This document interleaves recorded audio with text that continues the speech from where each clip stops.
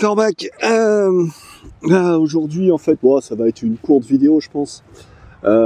Surtout que c'est pour reparler d'un sujet que j'avais déjà abordé une première fois, alors, je sais plus dans quelle vidéo, concernant les achats inutiles, on va dire. Enfin ça, c'est un petit peu à cheval sur plusieurs sujets, mais donc c'était l'autre sujet sur lequel c'est à cheval, c'est par rapport à aux journalistes, leur indépendance et la façon dont ils présentent les choses. Est-ce que c'est neutre? Est-ce que c'est selon leur propre subjectivité personnelle? Quelque chose qui leur est imposé, ou même carrément des choix de société qui leur sont imposés, que ce soit par leur rédaction ou plus haut dans la hiérarchie.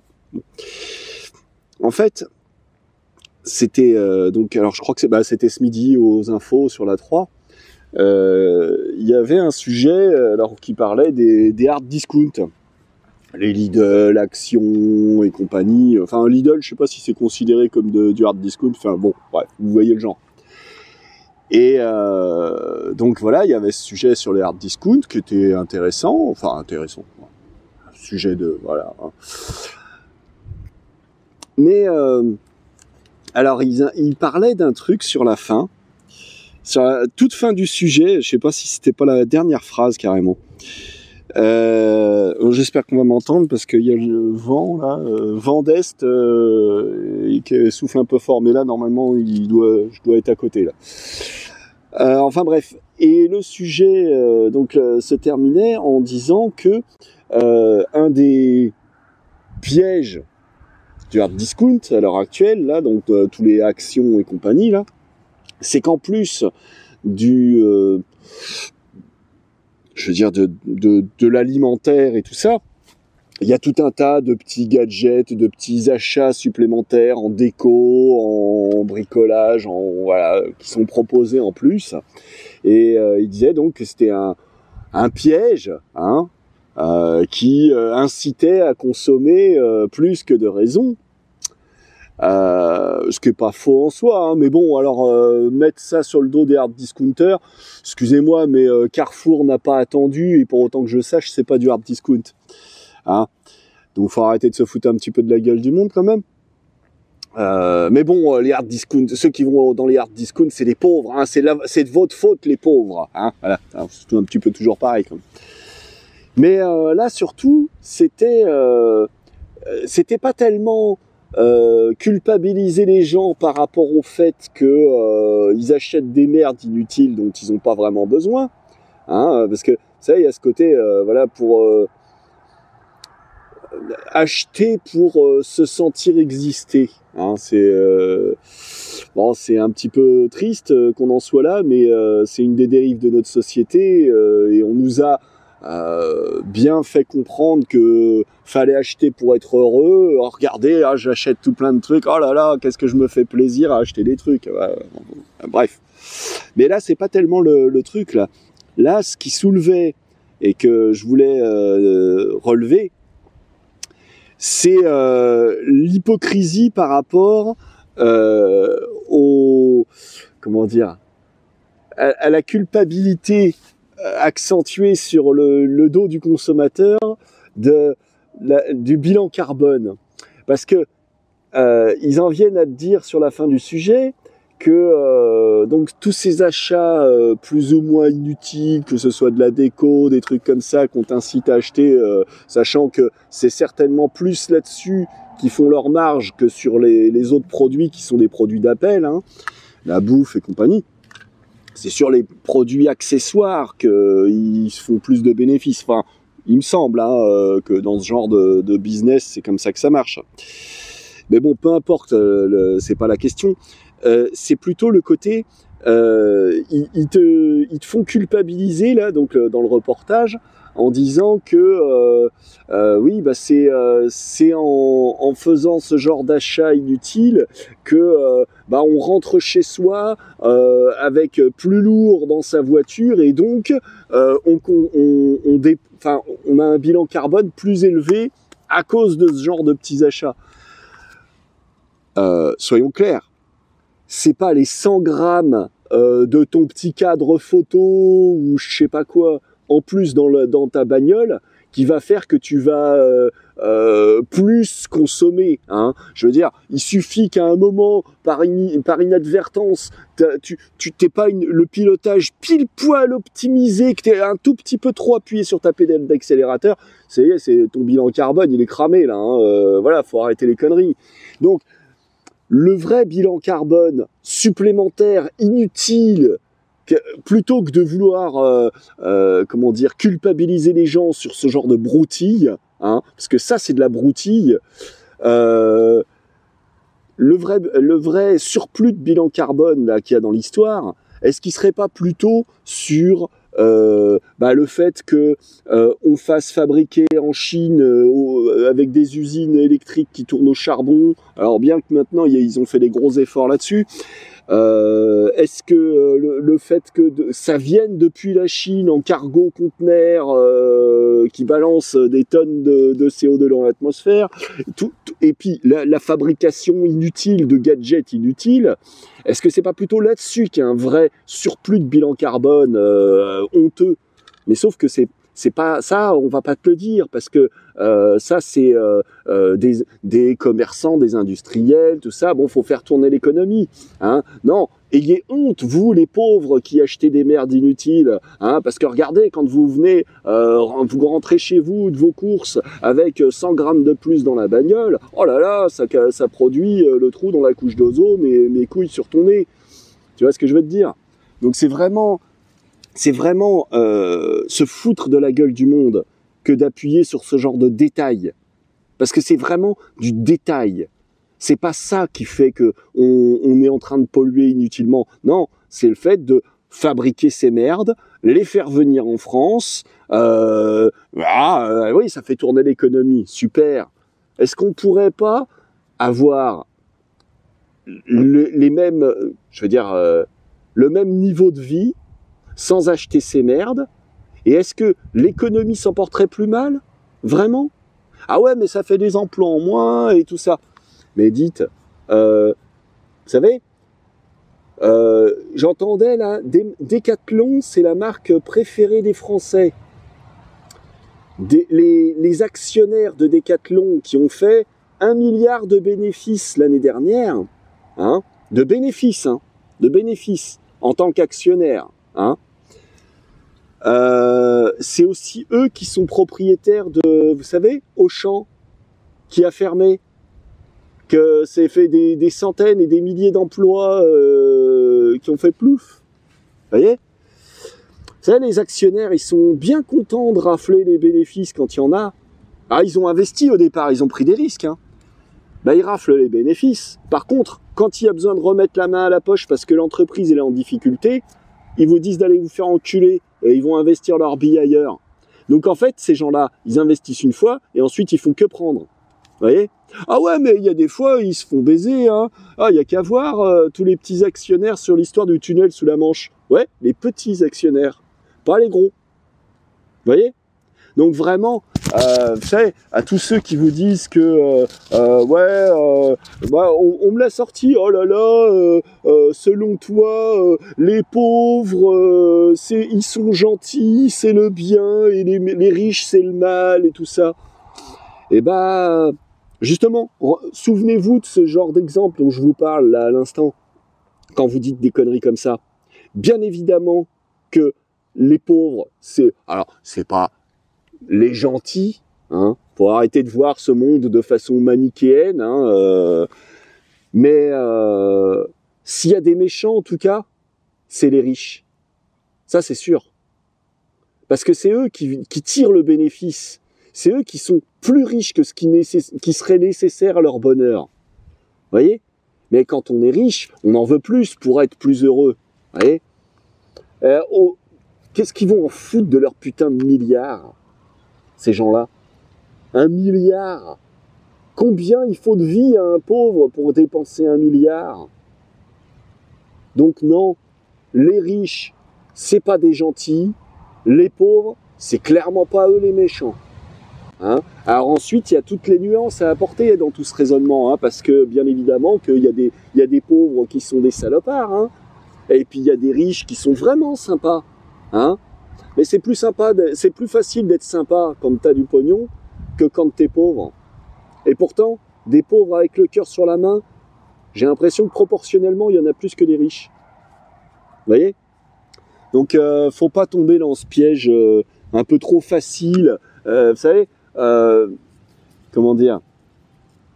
Ça fait partie de ces idées que j'essaye de transmettre, que j'explique pas forcément très bien, mais là, j'ai encore eu la discussion ce matin avec Quentin à propos de, comment dire, je donnais un cas général, je sais plus l'exemple en question, je sais plus, je donnais un cas général, et lui, c'était par rapport comment dire, quand je disais que c'était avec cette histoire des faibles et des forts, et puis il jouait un petit peu sur les mots et sur les exemples en disant que oui, mais il va y avoir des fois où le racketteur, enfin il disait pas il va y avoir des fois, lui il était quand même vachement plus dogmatique que ça et plus manichéen que ça dans sa réponse. J'ai peut-être pas assez souligné dans la façon dont je lui ai répondu, disant que il faut être faible pour se comporter en bâtard.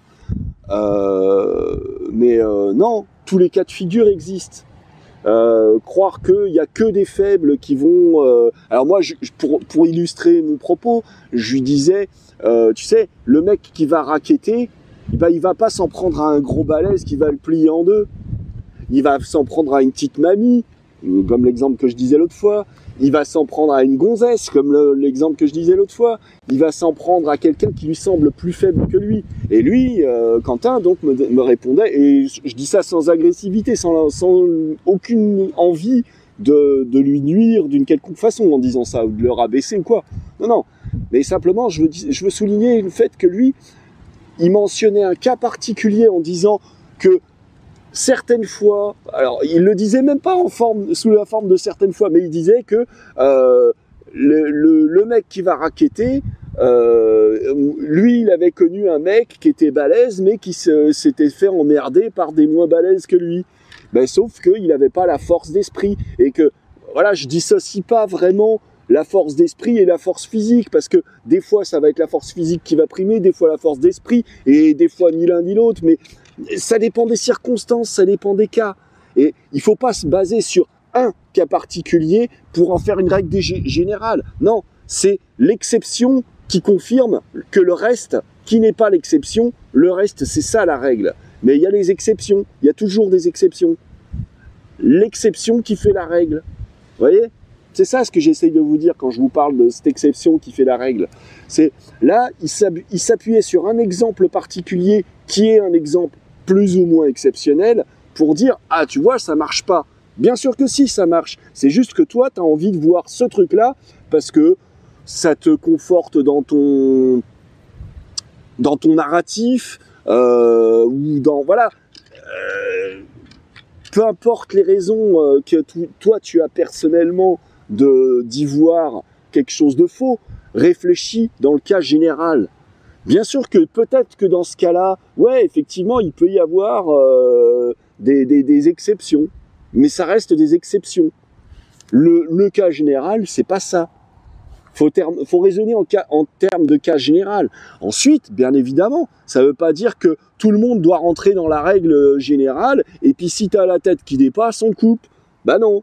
On n'est pas une société de sauvages. Alors, bien évidemment que le cas général, c'est ce qui vaut pour tous, mais il y a aussi des exceptions. Et si la justice était bien faite, elle considérerait un peu plus souvent les exceptions. D'ailleurs, normalement, la justice est censée tenir compte des exceptions. C'est pour ça qu'il y a ce qu'on appelle les circonstances atténuantes, par exemple. Et il y a tout un tas de cas de figure comme ça où normalement il faut pas être con et dogmatique, quoi. Faut pas être borné, hein. Quand je dis con, je veux dire borné dans ce cas-là. Non, la règle c'est ça, hein. On s'y tient, hein. C'est d'ailleurs pour ça aussi que la loi, même la justice, plutôt que la loi, l'institution judiciaire, normalement, est censée tenir compte des cas de figure exceptionnels dans la mesure où il peut y avoir des jurisprudences. Et pour autant que je sache, il me semble que ce qui fait jurisprudence, normalement, c'est plus dans le sens de l'indulgence envers celui qui est l'accusé, plutôt que lui charger la barque. Normalement, il me semble que c'est plus dans ce cas-là. Hein, c'est que si, en tant qu'accusé, comment dire, la loi n'avait pas prévu que tu sois accusé, regardez l'histoire de Téchuet dont je parlais l'autre fois, que la loi n'a pas prévu que tu sois coupable dans un tel cas, tu bénéficies du manque que la loi n'avait pas prévu. Par contre, si c'est injuste que tu sois accusé dans un tel cas, là, il peut y avoir une jurisprudence qui se met en place. Et il me semble, hein, je suis pas juriste, hein, donc voilà, je veux pas m'avancer plus que de raison, mais il me semble que c'est comme ça que ça marche. Alors, bien évidemment qu'il y a des cas, on se demande où elle est la justice. Eh ouais, c'est sûr, rien n'est parfait. Et donc, effectivement, moi, je peux avoir des fois la dent dure vis-à-vis des institutions, que ce soit la justice, que ce soit la police, la gendarmerie ou même l'armée. Mais il faut quand même essayer de se dire que, voilà, de toute façon, tout ça, ça a été créé par des hommes, des humains. Hein, pardon, quand je dis des hommes, c'est le cas générique. Mais et que donc, c'est forcément imparfait. Voilà. Bon. C'est pour ça, ensuite, voilà, est-ce que les journalistes, quand ils font un sujet comme ça et que ils mettent encore une fois la responsabilité sur le dos, la responsabilité du CO2 en plus dans l'atmosphère, qui mettent ça sur le dos de celui qui va s'acheter sa petite déco en disant, voilà, regardez, c'est les kilomètres qu'il va faire en bagnole, ça alourdit la voiture au point que ça pollue plus que de raison. Non, là, est-ce que le journaliste il a pensé à ça en le disant? Est-ce que vraiment il y croit? Je sais pas, je suis pas dans la tête du journaliste qui a pondu cette merde. Mais là, en l'occurrence, faut bien être conscient quand on entend ce genre de truc qu'il y a quelque chose qui déconne et que là, le journaliste, quand il dit ça, il dit de la merde. Voilà. Bon, je vais m'arrêter là parce que je pense que j'ai déjà bien blablaté. Voilà, bah tiens, juste pour info, aujourd'hui là, j'ai refait un petit peu du tri dans les affaires que j'emmène. J'ai allégé mon sac de quelques centaines de grammes, je pense. De combien exactement, j'ai pas encore fait le bilan, là je vais aller repeser ça. J'ai repesé parce que je me souvenais plus entre mon duvet en plume d'oie ou enfin je dis en plume d'oie, en duvet quoi, et l'autre que je m'étais fabriqué en polaire. Le duvet en plume, il est plus léger de 7 grammes je crois, voilà, ça se joue à quelques grammes, sachant que dans ce cas-là, c'est sans son sac de compression, puisque ça finit directement dans le sac à dos. Voilà. Bon, pour ça, voilà. Donc, du coup, je pense que je vais garder le duvet en plume, même s'il y a ce côté un petit peu plus sensible à l'humidité.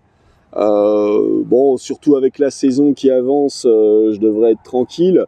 Ça me donne pas un bilan test hivernal, parce que j'aime bien le côté test hivernal pour mon histoire de voyage au long cours. Donc là, j'aurais pas le bilan test hivernal. Bon, mais voilà, pour ce qui est du reste, j'ai bien allégé, je pense. Donc je devrais être en mesure là de pouvoir avoir un poids. Là je vais retourner finir de remplir le sac et je vais pouvoir savoir à peu près à combien je suis censé partir de poids pour ma rando là, en l'état, sans avoir retouché mon prototype ni mon sac à dos. Voilà. Bon, et ben je vais m'arrêter là. Alors je vous dis à bientôt les corbeaux. Ciao.